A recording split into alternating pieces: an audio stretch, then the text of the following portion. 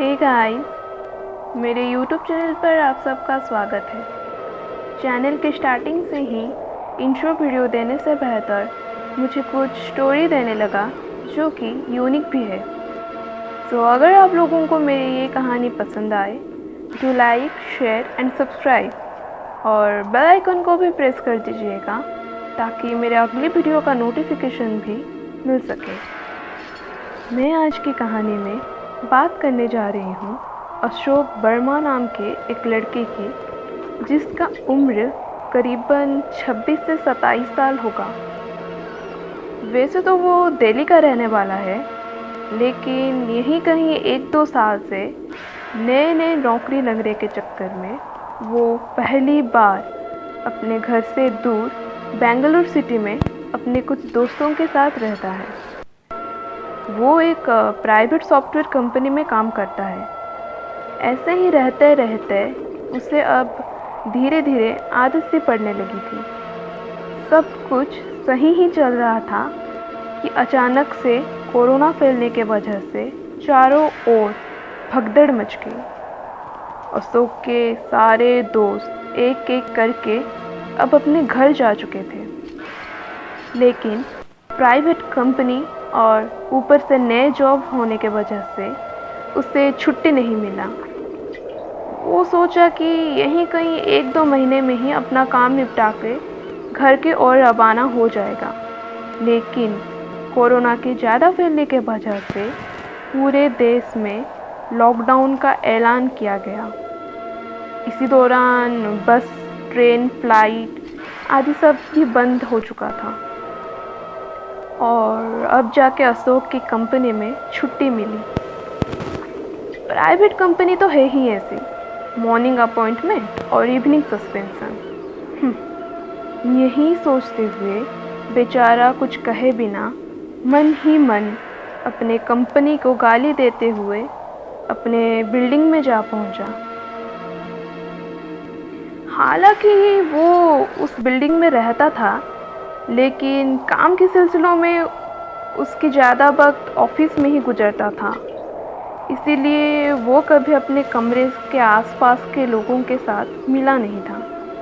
और फिलहाल तो लॉकडाउन के वजह से मानो बिल्डिंग एक तरह से सूना सा हो चुका था। वो आखिर करे भी तो क्या, यही सोचते सोचते खाना ख़त्म करके ऑफिस का कुछ काम शुरू ही किया था कि दिन भर के थकान के वजह से उसकी आंखें लग गई। अचानक से रोने की आवाज़ से उसकी आंखें खुली। उठकर जब उसने घड़ी देखा तब तकरीबन रात के 12 बज चुके थे। आवाज़ एक लड़की की थी।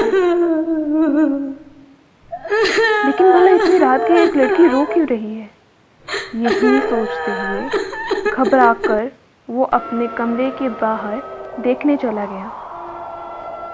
वैसे भी उसका फ्लोर काफ़ी सूना था और ऊपर से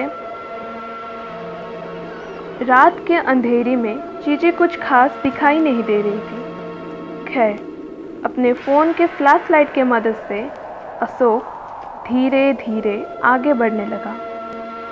ध्यान से सुनने पर उसे ये पता चला कि आवाज़ और कहीं से नहीं बल्कि ठीक उसके सामने वाले रूम नंबर 320 से आ रही है। घबराते हुए अशोक वहाँ जाकर उस कमरे में नॉक करने लगा और सहमी हुई आवाज़ में ये पूछा, कौन है? कौन रो रहा है? कुछ परेशानी है क्या? क्या कुछ मदद चाहिए? इतना कहते ही आवाज़ आना बंद हो गया और कमरे का दरवाज़ा भी खुल गया। अशोक के आँखों के सामने एक लड़की खड़ी हुई दिखी। ध्यान से देखने पर उसे 25 से 26 साल उम्र की एक बेहद खूबसूरत सी लड़की अपने बिखरे हुए बालों के साथ खड़ी दिखी। अशोक उसे मानो देखता ही रह गया। ऐसे ही कुछ देर घूरने के बाद उसने फिर से पूछा कि अरे तुम कौन हो और इतने रात गए तुम रो क्यों रही हो? ये सवाल सुनने के बाद दबे हुए आवाज़ में वो लड़की बोली, अरे बस बस, और कितने सवाल पूछोगे तुम? मेरा नाम मीना है और मैं काम के सिलसिलों में यहाँ अकेली फंस चुकी हूँ। मेरे सारे सहेलियाँ भी यहाँ से जा चुके हैं, इसीलिए रो रही थी क्योंकि मुझे मेरे घर की बहुत याद आ रही है। ये सुनकर अशोक बोला, अरे मैं भी यहाँ फंस गया हूँ। खैर, मेरा नाम अशोक वर्मा है और मैं दिल्ली का लड़का हूँ। ऐसे ही करीबन 20 मिनट बात करने के बाद अशोक ने मीना को कुछ परेशानी या ज़रूरत पड़े तो उसे यहीं सामने वाले कमरे से बुलाने को कहकर अपने रूम को चला गया। इसी दौरान दोनों में अब दोस्ती होने लगी थी और वो दोनों रातों तक खूब बातें भी करने लगे थे। धीरे धीरे 1 हफ्तों के अंदर फ्लाइट फिर से चालू हो गया।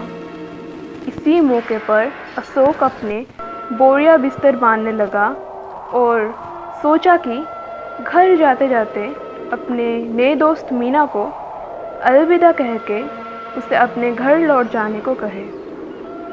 लेकिन हैरानी की बात तो ये थी कि जब वो उसके कमरे तक गया, वहाँ उसने ताला लगा हुआ देखा। ज़्यादा कुछ ना सोचे वो बोला, शायद वो पहले ही अपने घर निकल चुकी है, लेकिन फिर भी एक बार बताना तो चाहिए था। यही सोचते हुए वो नीचे बिल्डिंग के गेट तक चला गया। वहाँ उसे एक सिक्योरिटी गार्ड खड़ा हुआ दिखा तो वो उससे पूछा, क्या एक लड़की आज अपने घर गई है? क्या तुमने देखा? ये बात सुनकर सिक्योरिटी गार्ड बोला, ऐसी कोई भी लड़की फ़िलहाल बिल्डिंग पर रहती ही नहीं है। ये सुनने के बाद अशोक तुरंत बोल उठा कि अरे भैया नहीं, मेरे सामने वाले कमरे में ही तो रहती है वो। सिक्योरिटी गार्ड को मानो सांप सूंघ गया और वो चौंक के बोला, क्या रूम नंबर 320?